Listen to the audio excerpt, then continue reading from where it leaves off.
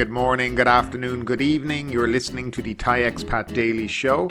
I'm your host Kieran Mack and thanks for tuning in. Don't forget to like this video if you're watching us on YouTube and please do subscribe. We're also available on Apple Podcasts, Spotify, Amazon Music and a host of other podcast players. Now that that's all done, let's jump into today's show.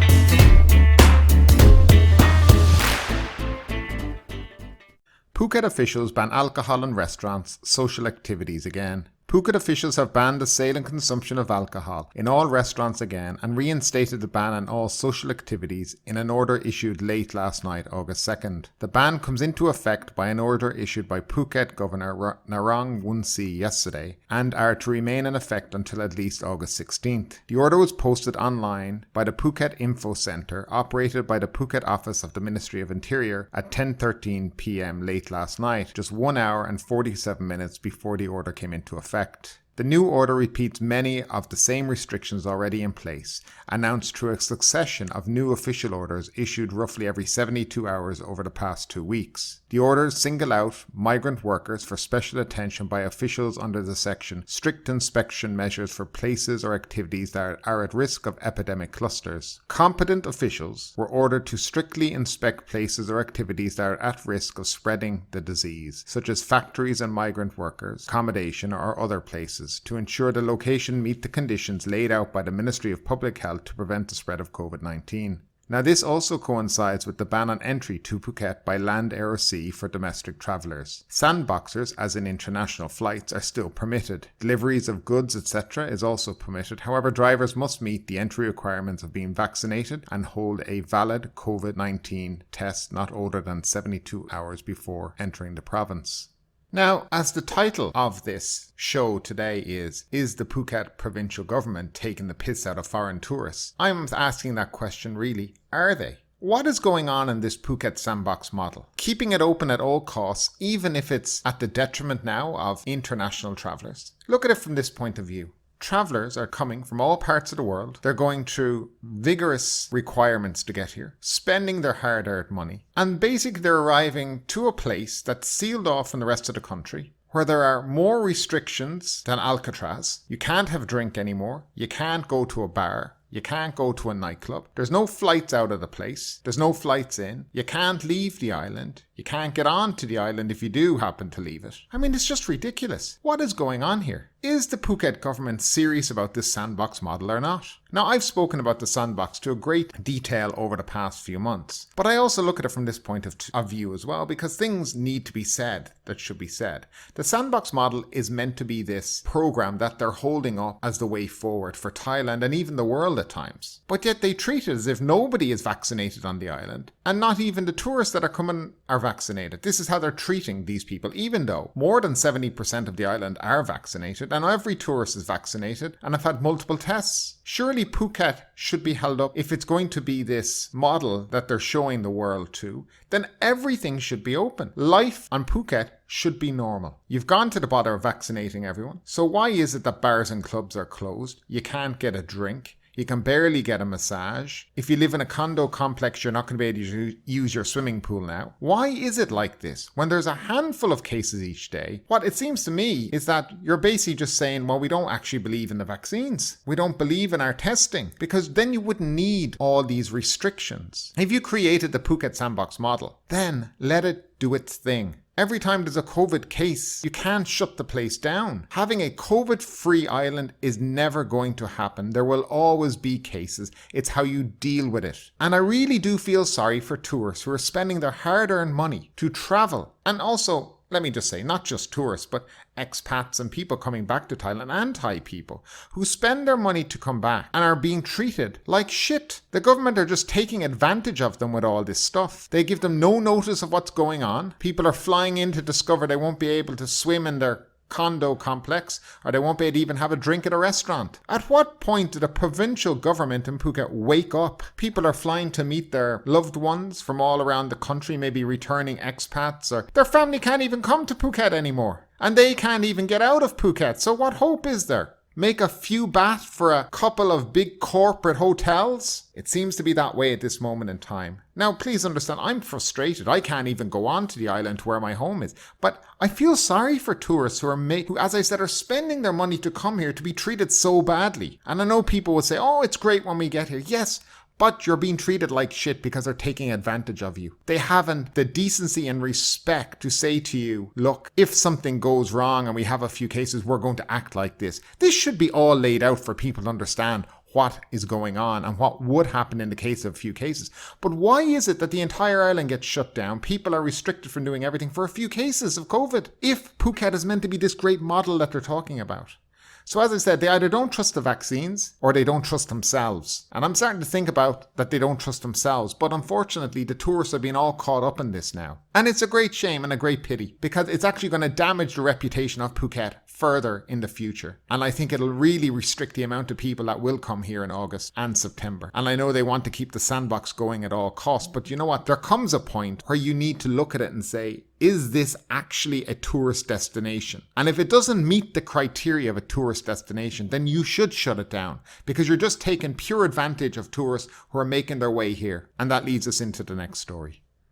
Flights cancelled, Phuket Sandboxers. How about an expensive 16-hour ride to Bangkok? With domestic flights grounded and Phuket Island sealed off until at least mid-August, the authorities have come up with a marvellous idea, packing travellers aboard a bus to breathe the same air all 16 hours to Bangkok. After Phuket authorities announced Monday that they dreamed up a Sandbox Express Bus to Suvarnabhumi Airport, it was quickly taken apart for being expensive, slow and impractical. For over twice what such a trip would normally cost, passengers can pay 1,500 baht, about $45, for a journey that sets out before dawn and arrives when curfew begins, effectively stranding those who aren't flying out in the country at the airport. Starting tomorrow, the Sandbox Express leaves at 5 a.m. from Central Phuket Festival Shopping Mall or 5:30 a.m. from the PTT gas station in Talang. Passengers are promised a 9 p.m. arrival at Suvarnabhumi International Airport. Seats are reserved for international travellers who arrive via the Phuket Sandbox scheme and their families. It will run through August 16th. The offer raised eyebrows, especially given that most sandboxers are residents looking for a way home. Why don't you offer flights instead? When the buses arrive in Bangkok, curfew will already have started, Facebook user Hashinto Rico wrote in reference to the current 9 p.m. to 9 a.m. curfew. This is even worse. Why don't you limit flights on each day? I'm so confused. If you're not ready to open the Phuket Sandbox, shut it already. The fee is 1,500 baht. Meanwhile, a flight costs 600 to 1,000 Thai baht and you can get to Bangkok in 1 hour, Panalak Sirapong wrote. Plus, Bangkok starts curfew at 9 o'clock. Please reconsider about arrival time. So here's another marvellous idea by the Phuket provincial government. Obviously not thought out and just thrown together at the last minute. And no concern about health and safety or COVID on that bus. I really don't know what to say in relation to this. It's just, again, more nonsense, guys, and more incompetence from the highest officials in the province. Now for today's COVID numbers before I forget. There were 147 more COVID-19 fatalities and 18,901 new cases in Thailand on Monday, the Public Health Ministry reported on Tuesday morning, the second highest daily increment after the 18,912 found on July 31st. However, over the past 24-hour period, 18,590 COVID-19 patients recovered and were discharged from hospitals. And that is good news in relation to the people who have recovered. So we've nearly got to the point that the amount of people discharged from hospital equal the amount of people that actually were admitted and contracted COVID. Now, what we need is that number to increase above the amount that are contracting it, and we can probably hopefully start to see some light at the end of this very dark tunnel over the last few months.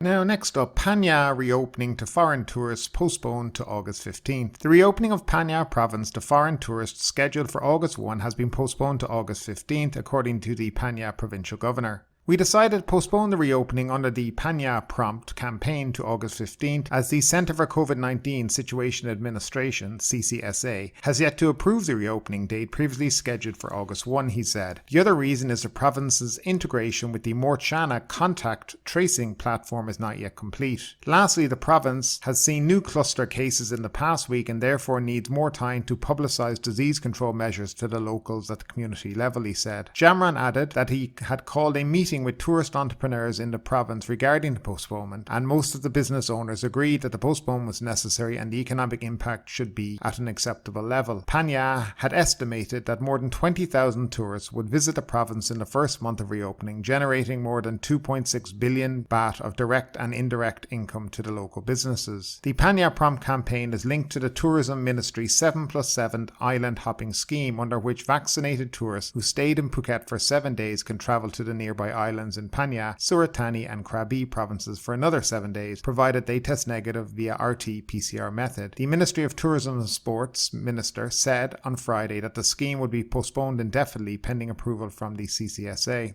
Now also the Pattaya reopening for next month, September, has also been postponed with no real date set in motion. Now that's mainly because they actually have very few people actually vaccinated in Pattaya, because most of the vaccines have been going to Bangkok over the last month or so. Now in relation to this story, it just goes to show the level of incompetence that is running in these provinces. Now from my knowledge, the August 1 reopening hasn't actually been approved by the CCSA government or published in the Royal Gazette. So the idea that they were ever planning to reopen on August 1 is a bit of a mystery to me. Now I do remember they had a grand opening ceremony arranged for August 1 along with some other different festivities to celebrate this fact. However, it was a bit premature, since it turns out they never had the actual clearance from the government and it was never published in law to do so.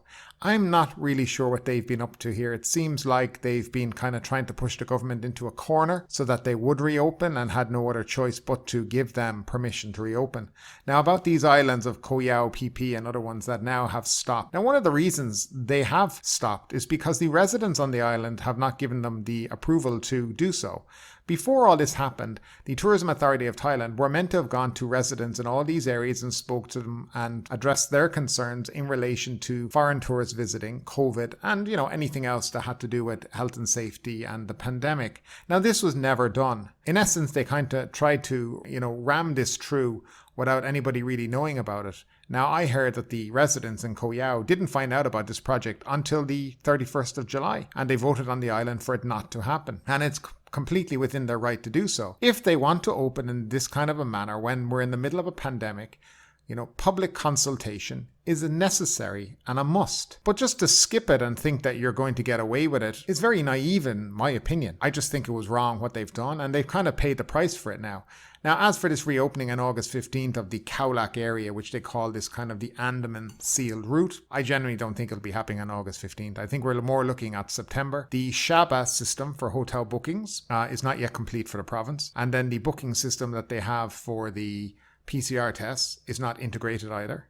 The Morchana app, for some reason, doesn't work in Phang Nga, so it makes you wonder, if you leave Phuket and go into Phang Nga, does it suddenly stop working? I mean, this brings more questions to light, in my opinion. And yeah, so they're just not ready. And that's what happens when you push everything at the very last minute and you don't have all your systems in place. But I've come to expect all this here, and I think you all have too.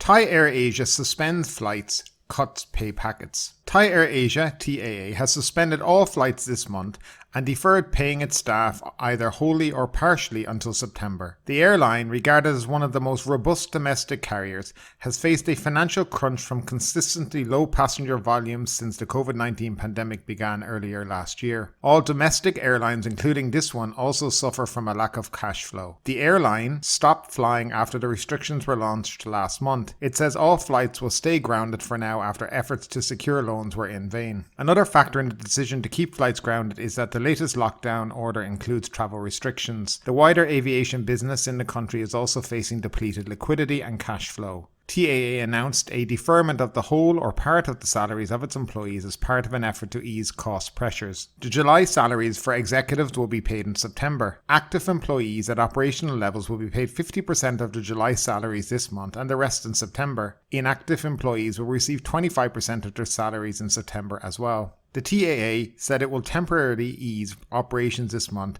and hopes the situation will turn around next month. Once the airline has secured a loan, operations will resume. Also, Thailand Air, another budget carrier, said it is looking to offer financial assistance to its staff after its suspended flights on July 21.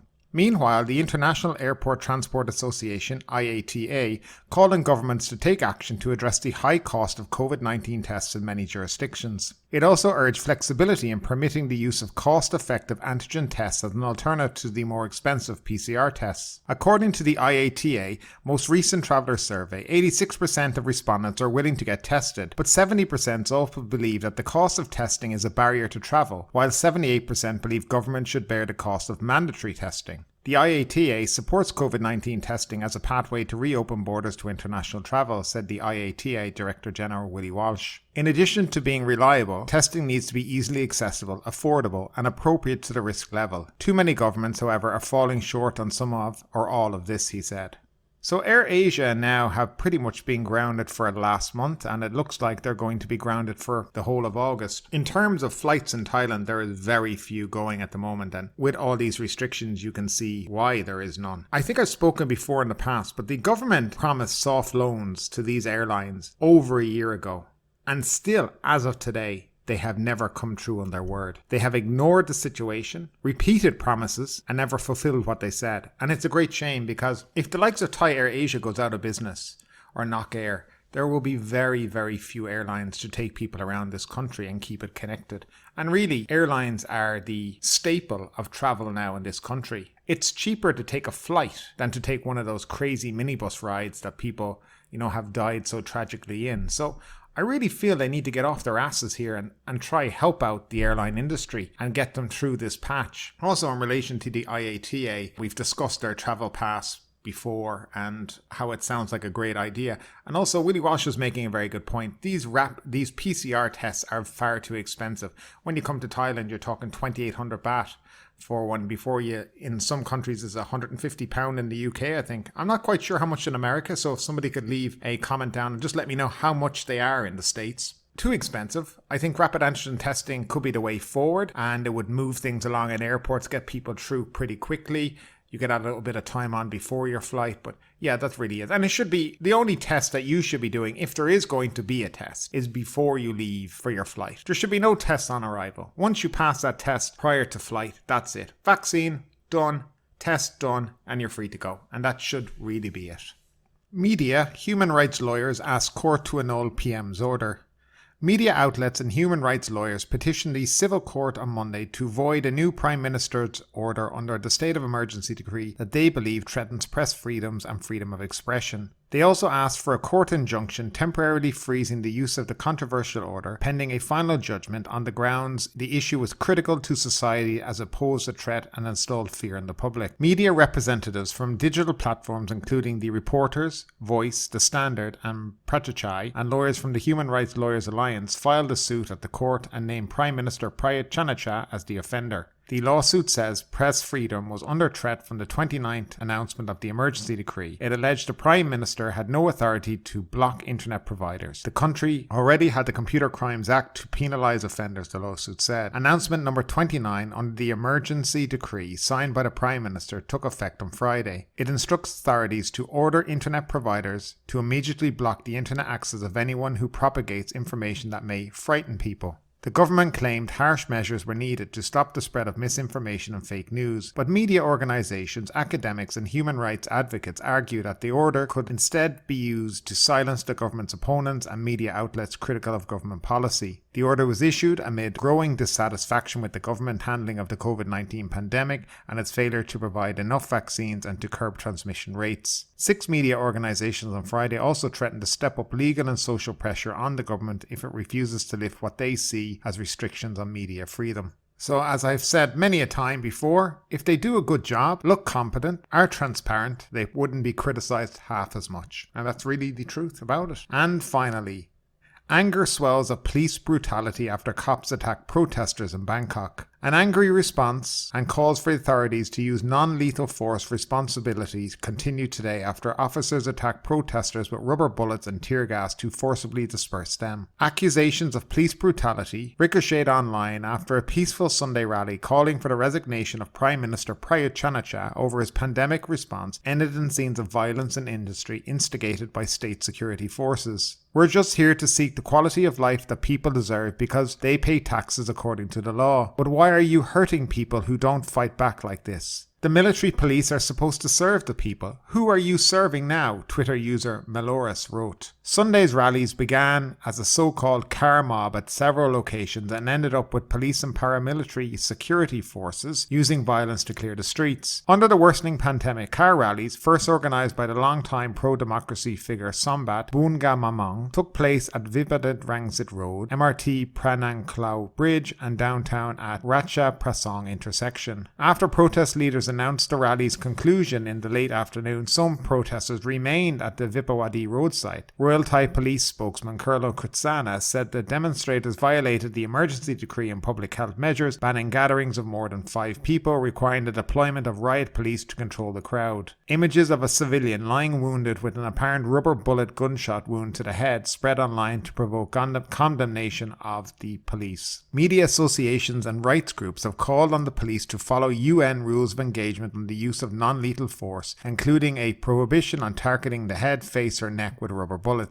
The next protest is scheduled for this Saturday at a location to be named prior to the rally. Lawyer activist Arnon Nampa warned demonstrators to be well prepared. Be more well prepared with protective gear to protect us against tear gas such as respirators and saline, he wrote online. So yes, this was a relatively peaceful protest that was turned into utter chaos by the police as usual, and the lack of restraint showed. We've seen all around the world that people are getting fed up of governments who are doing bad jobs and they're going out on the streets to protest. Now, I will say this. I've seen a lot of protests around the world, and this is not a protest about lockdown or COVID is fake or all this bullshit. These people have masks on. These people are trying to protest how badly and how annoyed they are with what the government is doing in response to COVID-19. The loss of income to people, the loss of livelihoods. And they really want to be heard by this government. But unfortunately, this government doesn't want to listen to anyone because they know better. Hence why they bring in laws to silence people online, newspapers, social media commentators, because they don't want people to hold them to account. And that is the real problem here. I truly hope these things get better. I hope these rallies do not turn out to be violent again. But the protesters are going there to try and make their point. They are not engaging in violence, unlike the opposite side, which seem to be. Thanks for tuning in today. If you enjoyed today's episode, don't forget to subscribe. And don't forget to leave us a 5-star rating. We are available on YouTube, Apple Podcasts, Spotify, and wherever you like to listen to your podcasts. Thanks for tuning in, and we'll see you tomorrow.